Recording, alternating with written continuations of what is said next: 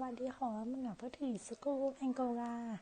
ยานังสาวน้ำฝนตมาชื่อเล่นมาพ่อหอนางงามกะเลียงปี2562แม่แฉลนั้นอันนี้แมงยีแมงแทงแซงแน่จะคำว่ามึงอ่ะพอถือสกูแองโกลาเอาโมชมาเอาโมเซิงมาซาหอมาลีใจแผลนั่นเด้อขมวดเดินทางปลอดภัย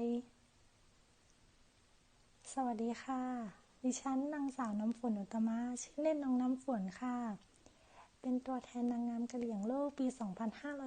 2562ในวาระดิถีขึ้นปีใหม่นี้นะคะน้องก็ขออวยพรให้พี่น้องชาวกะเหรี่ยงของเราทุกคนนะคะมีความสุขมากๆมีสุขภาพร่างกายสมบูรณ์แข็งแรงค่ะเดินทางไปไหนปลอดภัยนะคะสวัสดีปีใหม่ค่ะ We are family and there is nobody that I more sincerely wish to have a tried Happy New Year